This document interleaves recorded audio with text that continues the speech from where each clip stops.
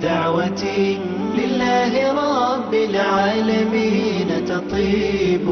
أسعد قلوبا بالهداية والتقى، ونر طريقي كي أراه يطيب. بالهداية والتقى، ونر طريقي كي أراه. بسم الله الرحمن الرحيم.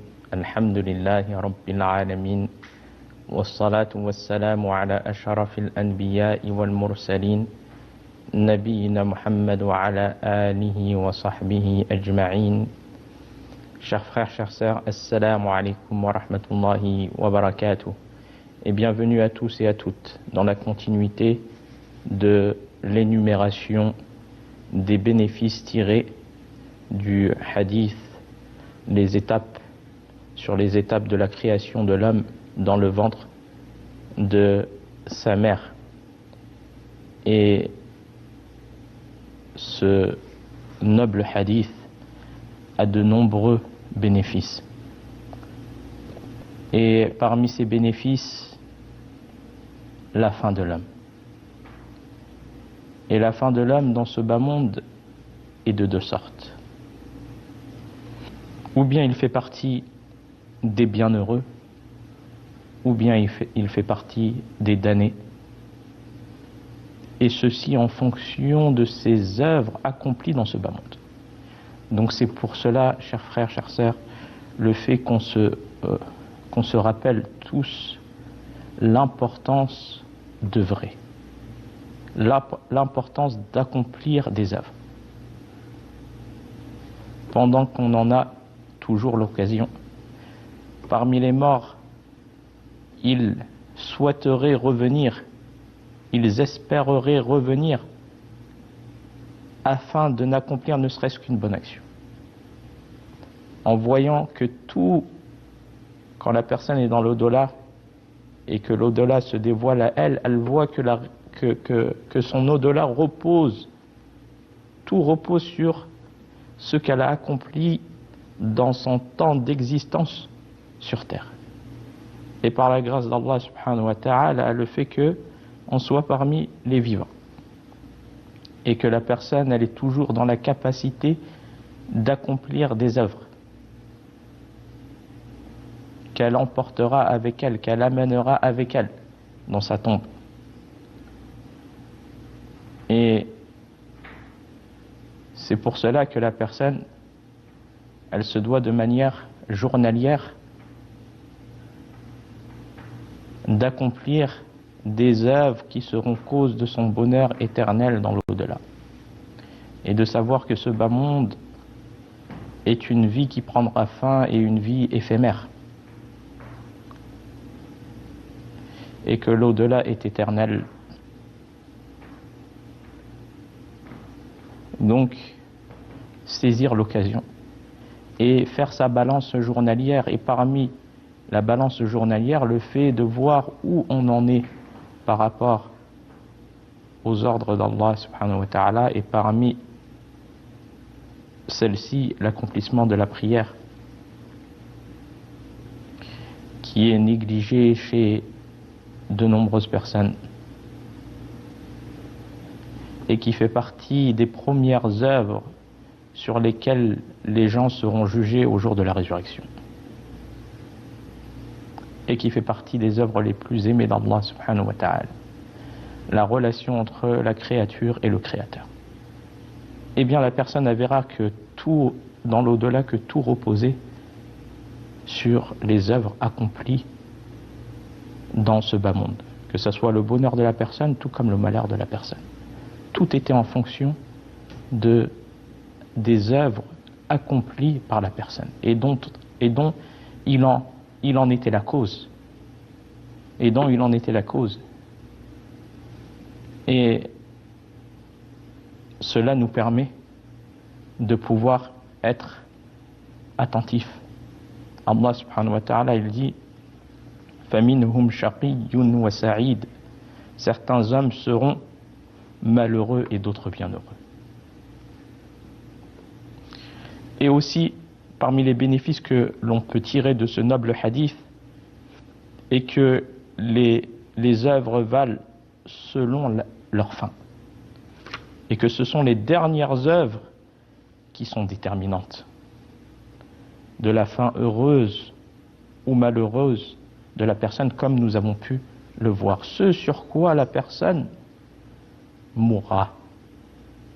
La situation dans laquelle les anges viendront récupérer l'âme de la personne sur une bonne action, sur une mauvaise action. C'est pour cela qu'il incombe de persévérer sur cette religion et l'accomplissement de ce qui sera utile à la personne dans l'au-delà et qui sera cause pour lui de bonheur éternel sans fin.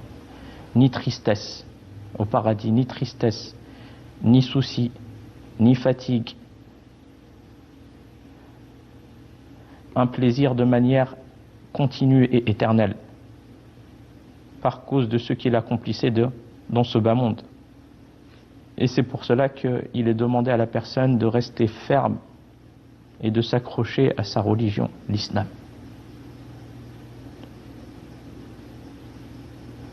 Cette noble religion qui est l'islam et ce qu'elle contient comme bienfait dans ce bas monde, tout comme dans le dollar, pour la personne. Et de remercier Allah subhanahu wa ta'ala du meilleur bienfait qu'il ait pu accorder à la personne qui est l'islam. Comme le prophète sallallahu alayhi wa sallam qal, celui dont la dernière parole est la ilaha illallah entrera au paradis. Comme le prophète alayhi salatu wa sallam a pu le citer. Et donc le fait de préserver cette religion, de choisir la bonne fréquentation, d'être bien entouré. Tout ce qui peut amener à aider la personne à cheminer dans ce bas monde vers l'au-delà, vers Allah, vers le paradis, vers l'obéissance d'Allah ainsi que de son prophète. Tout ce qui peut aider la personne à cela, elle doit le faire. Car elle n'a qu'une seule occasion de vie, une seule. Une fois que l'âme est sortie du corps, il n'y a plus possibilité de revenir, ne serait-ce d'œuvrer une petite œuvre. Donc la personne, elle doit se remémorer cela pendant qu'elle a toujours l'occasion de pouvoir œuvrer. En demandant à Allah subhanahu wa ta'ala de nous faciliter cela et de ne pas nous mettre parmi les insouciants à la mort et d'être pris par cette vie d'ici-bas éphémère qui te fait oublier ton au-delà, qui te fait oublier le jour de la résurrection, qui te fait oublier l'enfer ainsi que le paradis. Et c'est pour cela que lorsque le diable vient à la personne, cet ennemi déclaré, comme Allah subhanahu wa ta'ala l'a décrit, qui vient pour appeler la personne à la désobéissance d'Allah subhanahu wa ta'ala et le faire espérer à longue vie jusqu'à ce que la personne repousse les bonnes œuvres, jusqu'à quand? Car elle ne sait pas à quel moment la mort lui viendra. Allah subhanahu wa ta'ala, il dit وَمَا تَدْرِي نَفْسٌ مَاذَا تَكْسِبُ غَدًا. Et aucune âme ne sait ce qu'elle acquérera demain. Personne ne sait ce qu'il va acquérir demain. Personne. Et Allah subhanahu wa ta'ala, il dit وَمَا تَدْرِي نَفْسٌ بِأَيِّ أَرْضٍ تَمُوتُ. Et personne ne sait dans quelle terre il mourra. Aucune connaissance de cela. Et on voit des gens qui étaient en bonne santé, aucun signe de maladie ou autre. Et par simple crise cardiaque, ils quittent ce bas monde. Or que, dans la matinée, il était parmi les vivants. et il se retrouve dans la soirée, même s'il était en bonne santé, parmi les morts. Donc personne n'est à l'abri, personne ne connaît la fin de son temps de vie, mais tout le monde sait que le terme et la durée de vie va arriver à chacun, car Allah subhanahu wa ta'ala l'a décrété pour tout le monde. Donc le fait de se rappeler ce noble hadith, et aussi le fait de se faire son propre bilan, qu'est-ce que j'ai préparé pour mon au-delà. Car la personne qui réfléchit de cette manière-là, c'est une personne qu'Allah lui a accordé la réussite de la bonne pensée, la bonne préparation, et ça l'amène à se préparer de manière quotidienne. Et donc, quand le diable vient pour appeler la personne à la désobéissance, il doit se rappeler ce hadith, se remémorer ce noble hadith et penser à la mort. Car la personne est ignorante de sa venue. Et sur quelle œuvre elle souhaite que les anges viennent récupérer son âme? Sur quelle œuvre elle souhaite que la mort l'atteigne? Est-ce que ce sont les œuvres des gens du paradis ou les œuvres des gens de l'enfer? Et sans aucun doute, la personne souhaite, et on demande à Allah subhanahu wa ta'ala de nous accorder à tous cela, que notre âme soit reprise et Allah est satisfait de nous. Car les œuvres sont selon leur conclusion. Dans quelle situation mon âme sera reprise? La personne souhaite que son âme soit reprise dans l'adoration d'Allah subhanahu wa ta'ala, sur une œuvre pieuse, la satisfaction d'Allah. C'est pour ça qu'il est demandé de multiplier les bonnes actions de manière quotidienne, afin d'espérer qu'Allah, et en demandant à Allah la bonne fin, afin d'espérer qu'Allah y prenne son âme sur une œuvre pieuse. Et la personne ne doit pas se leurrer sur et être pris d'admiration de ses adorations, et juger les gens et oublier sa propre personne. Car on vit dans une époque où il est facile de trouver les défauts des gens, porter des jugements sur les gens de manière rapide. Et beaucoup de personnes ils portent des jugements tout en oubliant sa propre personne et ses propres défauts. Et aussi craindre la nuisance à autrui. Le fait de craindre cela. Car peut-être que cela soit une cause de mauvaise fin pour la personne et que ça se retourne sur elle au moment de la mort. Et donc, la personne elle doit craindre la désobéissance et que son âme soit reprise à un moment de désobéissance. C'est pour ça que la personne elle a besoin de rappel de manière continue, afin de ne pas être dans l'insouciance. Et quand son âme elle la pousse à la désobéissance, ou le diable la pousse à la désobéissance, se rappeler que peut-être que la mort me vient au moment où je suis en train d'accomplir cet acte et que je meurs sur cela. Et le refuge est auprès d'Allah Azza wa Jal. Tout comme la personne qui est assidue à la bonté envers les parents, à l'obéissance à Allah, à l'obéissance du prophète alayhi salatu wassalam, et aussi au suivi de la sunna du prophète alayhi salatu wassalam, et dans la continuité de cela, l'accomplissement des prières quotidiennes, l'accomplissement de la prière du Fajr, et qu'il a des œuvres qui sont cachées entre lui et Allah subhanahu wa ta'ala, le fait qu'il espère par cela que Allah il prenne son âme sur une œuvre parmi ces œuvres accomplies de manière quotidienne.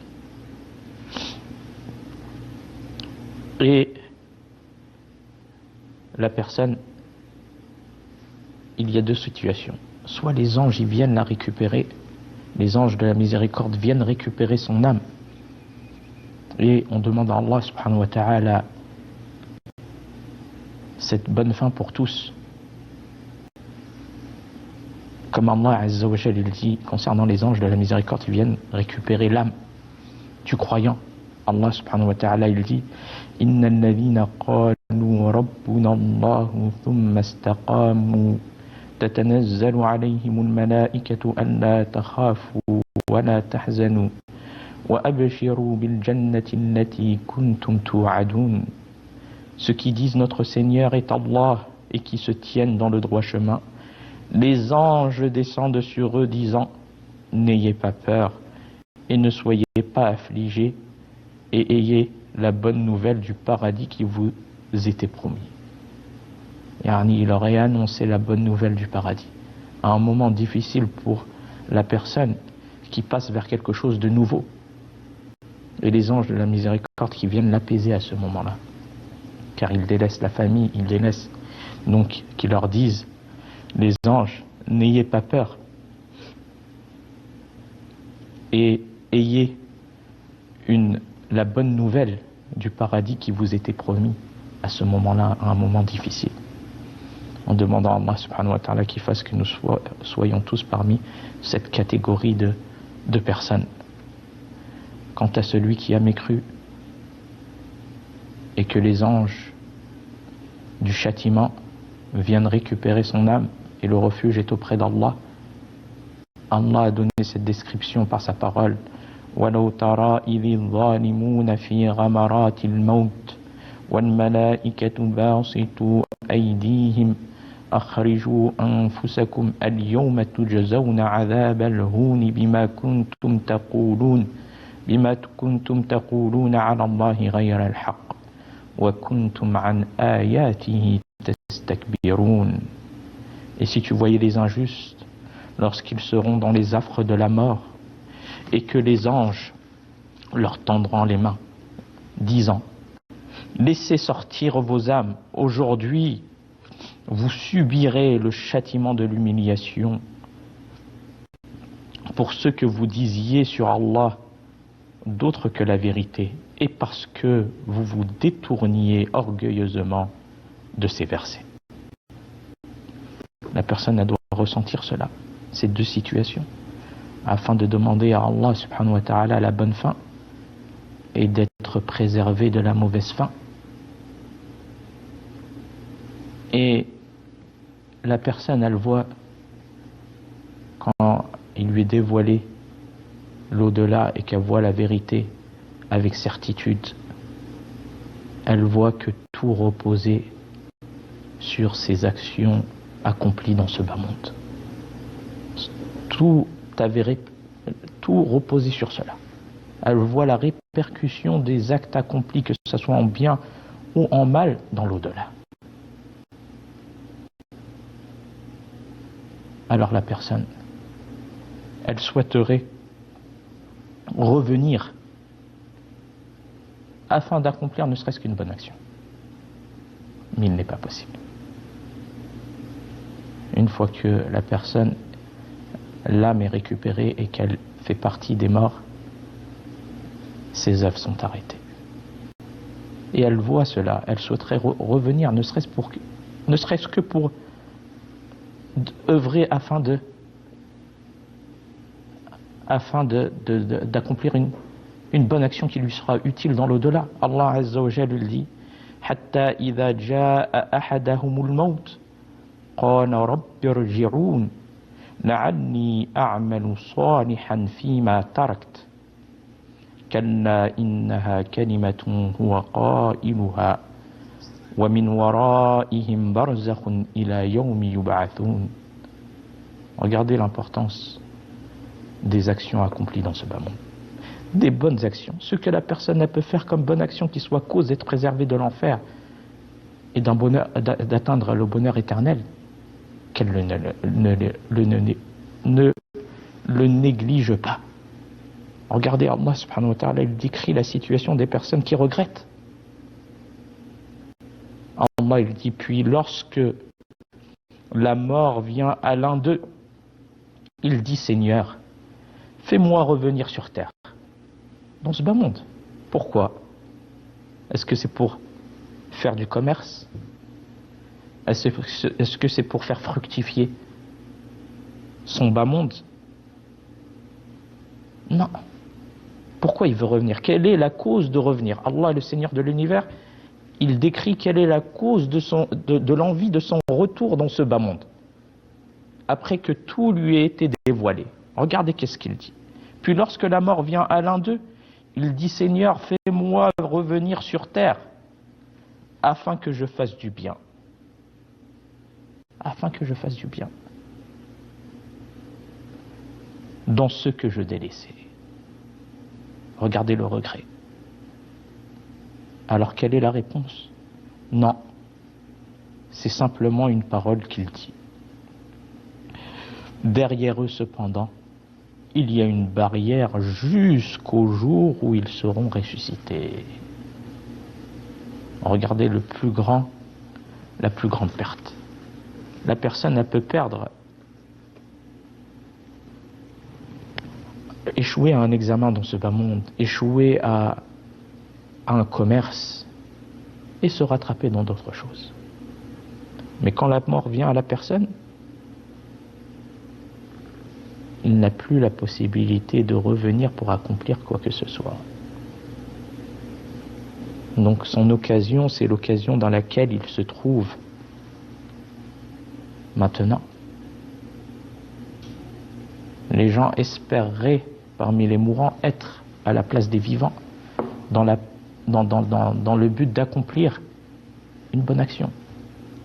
Non pas pour ces biens éphémères de cette dunya, mais dans le but d'accomplir ne serait-ce qu'une bonne action qui soit utile à la personne. Allah subhanahu wa ta'ala, il dit وَتَرَى الظَّالِمِينَ لَمَّا رَأَوْا الْعَذَابِ يَقُولُونَ هَلْ إِلَى مَرَدٍ مِّن سَبِيلٍ. Et tu verras les injustes dire en voyant le châtiment, il y a-t-il un moyen de retourner sur terre? Donc on voit l'importance des œuvres et de l'accomplissement des bonnes actions. Mais qu'est-ce qui peut nous pousser et nous permettre de sortir de cette insouciance? Le fait de se rappeler la mort. Et le prophète alayhi salatu wassalam a orienté la communauté à cela. عن أبي هريرة رضي الله عنه قال رسول الله صلى الله عليه وسلم أكثروا ذكر هادم اللذات يعني الموت. D'après Abu Huraira, qu'Allah l'agrée, le prophète sallallahu alayhi wa sallam a dit, rappelez-vous fréquemment celles qui coupent les plaisirs dans lesquels on se trouve de manière continue. Qu'est-ce qui coupe les plaisirs? En voulant dire par cela la mort. Cheikh Al-Uthaymin rahmatullah alayhi a dit, ce hadith encourage vers le fait de mentionner régulièrement la mort, que la personne le fasse seule en réfléchissant. Je vais quitter un jour ce bas monde. En réfléchissant à ce sujet ou bien en discutant avec d'autres personnes, qu'Allah subhanahu wa ta'ala nous fasse parmi les éveillés et non les insouciants. Wa fil khitam, hada wallahu a'lam wa sallallahu ala nabiyyina Muhammad wa salamu alaykum wa rahmatullah wa barakatuh. والتقى وللطريق كي أراه يطيب أسعد قلوبا بالهداية